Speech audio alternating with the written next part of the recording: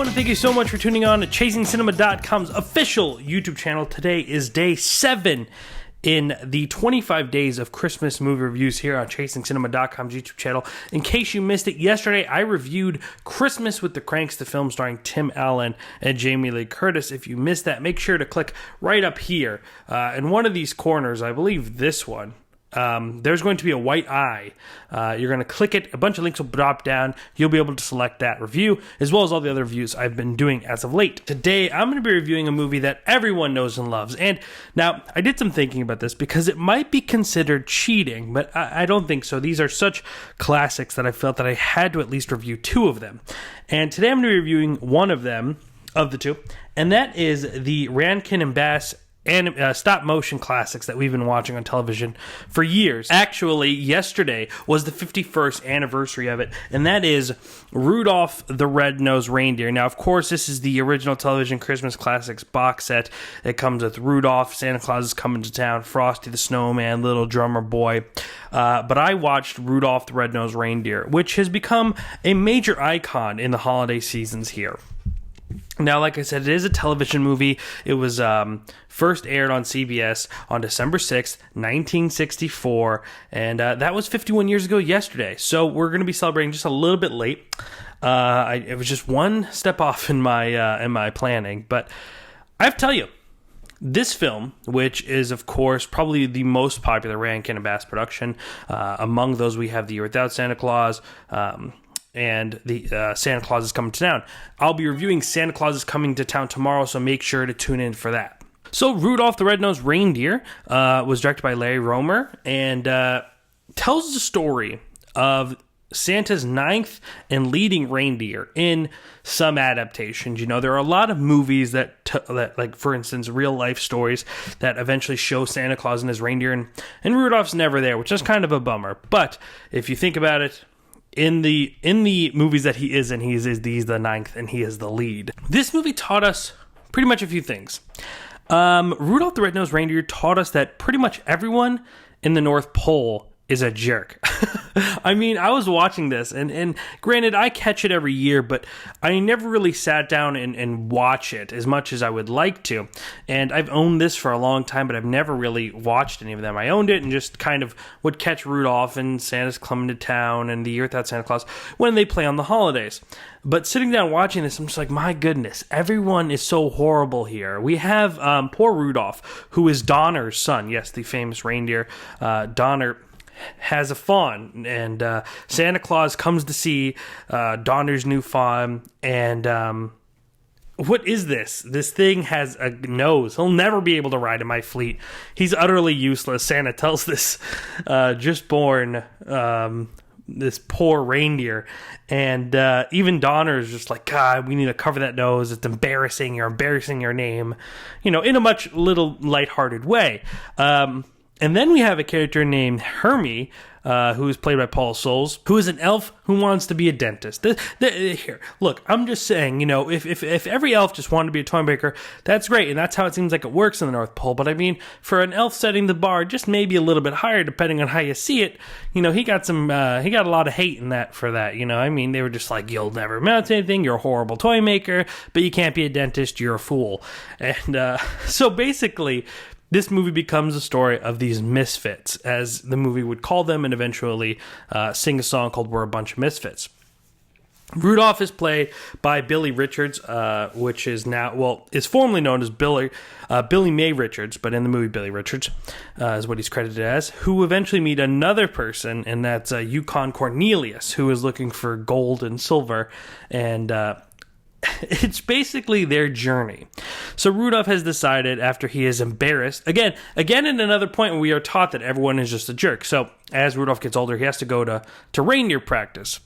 And, you know, Hermie over there is skipping elf practice to study dentistry. What an aspiring student. But no, he gets in trouble for that and is shunned. So he ends up running out of a window and trying to escape to be all on his own. And Rudolph goes to flight for reindeer school or flight class. I don't remember what it was called, but they're learning to fly. And this is after his dad has placed a fake nose on top of his red, shiny nose that he is famous for. And after displaying an immense amount of talent in flight, mind you. An immense amount. I mean, the teacher is amazed. Everyone is amazed. And all of a sudden, a few moments later, after his immense amount of talent is displayed, his nose comes off and he's the devil. You know, which is just, you know, oh my, get away from him. He's not. And then the teacher has the nerve to be like, you will never, like, don't worry, kids. We'll never let Reindeer practice with it ever again, or Rudolph ever practice with any of again. Like, oh my goodness, this poor kid. Donner is upset with him. His own father just, I mean, how did that happen in the first place, Donner? It would either have to be you or your missus' fault. It wouldn't be Rudolph's fault. But anyway. So, nonetheless, I just thought it was really funny. Like, man, I don't remember these people being that mean, but it's pretty hard. So Hermie and Rudolph team up and decide to go on a journey when they eventually run into Yukon Cornelius, played by Larry Mann. And it is then where their journey kind of just begins to start of mischief and things like that. And they go to some really interesting places. But after some run-ins with the abdominal snow monster, who is attracted to Rudolph's nose, they run into Yukon Cornelius, and they just kind of tell their story. It tells their journey running from this monster and just going to see what is out there.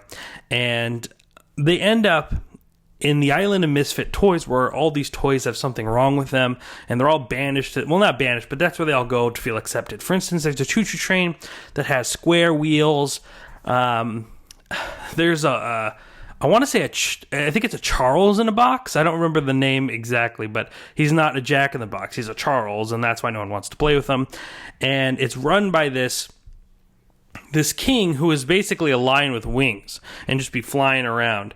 And he's like, well, you could stay here, but you got to go back. And when you do go back, I need you to tell Santa to find a home for all these Misfits toys. So basically, afraid that his nose is going to attract the abominable snow monster and eventually get Yukon and Hermie in trouble, he decides to go off on his own. And some time kind of just passes, and eventually the movie takes itself to a climax, which I won't spoil in case you haven't seen it, but we all kind of know the ending. During a huge, massive storm that we are told by the narrator, Sam the Snowman, we find out that Rudolph will eventually guide Santa's sleigh, as he asks him, won't you guide my sleigh tonight? You know the song. Anyway, watching this, I really kind of felt I was really in the Christmas atmosphere. I mean, the tree is up at our house now, and, watching all these movies, sure, they are all Christmassy, but I mean, that they don't necessarily always put me in the Christmas spirit necessarily. I know I'm doing this thing for my YouTube channel, but it was this movie and I was like, oh my man, like Christmas is coming right around the corner. Like it is almost here, less than 20 days. I think Rudolph really kind of kick-started that. But I mean, it's a good movie. I mean, these movies are timeless classics. The fact that these stop motion hour-long specials are still airing today. They'll be on CBS, even though they have made some adjustments. I know like they took on, I believe they've been changing the songs up a little bit. Like for instance, I believe they took out "We're a Bunch of Misfits." I believe they replaced that song with another song. I don't know. I really haven't. I've only seen this version or the versions that I've remembered growing up, but I know like recently they've been changing things up a little bit. Wonderful classic movie. I mean, you can't go wrong. I mean, I don't know if it's the fact that it's embedded into you when you're a child watching these movies, that they're just wholesome and they're fun, and they really kind of put that Christmas spirit. But I will tell you, watching this movie, I just realized that usually everyone in the North Pole is not a good person, not a nice person, but of course it all turns around for the sake of the movie. The animation still has a very interesting style to it. It obviously does look dated now with the kind of animation and stop motion that we have come with. I mean, you look at the movie like the Box Trolls and then watch this. Obviously, there's a major gap, but it's been 51 years. However, this is a Christmas classic not only because of the style and how popular Rankin Bass were in bringing Christmas stories to life, but because of the heart of these movies and what they mean to the American people, just all gathering around every year and watching this. Rudolph even is a part of an AT&T commercial, I think, right now.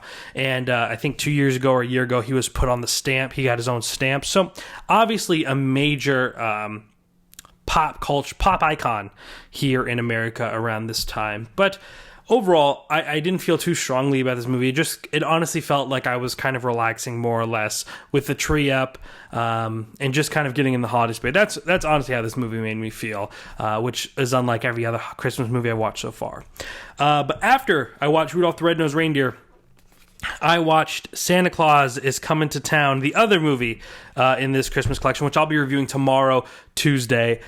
So make sure to tune into that. The best way to never miss one of our videos is to hit the subscribe button right down here. Doing so will allow you to never miss a video that I publish. Also, down here in the comment sections, let me know how you feel about Rudolph the Red-Nosed Reindeer. Am I wrong in assuming that everyone in the North Pole was just a jerk in this movie or not? Let me know. Also, what's your favorite song? Listening to this, there are a few songs in this movie, and I really like the Island of Misfit song. It's We're a Couple of Misfits, and I like that song for some reason. It really kind of stuck out to me, especially when it seems like the misfits are being a good thing. You know, if you're not a jerk, you're a misfit, and the only person that's really not a jerk is the character that Rudolph falls in love with, which I can't remember her name off the top of my head. Clarice, that's her name. That's right. The character that would eventually, a name that will eventually go against Hannibal Lecter. Clarice. Anyway, let me know what your favorite song is. Let me know how you feel about Rudolph down here in the comment sections below.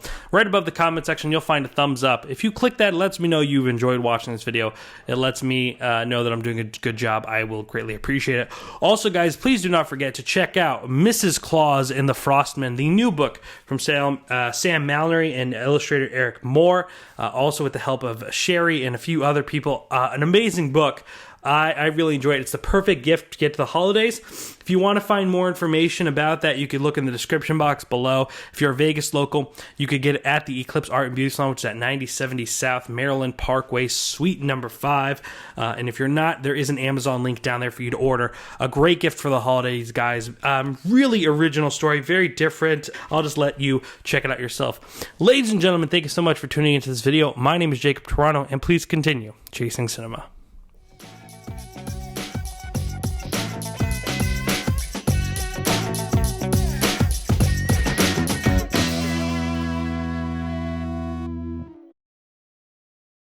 The only person that's really not a jerk is the character that Rudolph falls in love with, which I can't remember her name off the top of my head.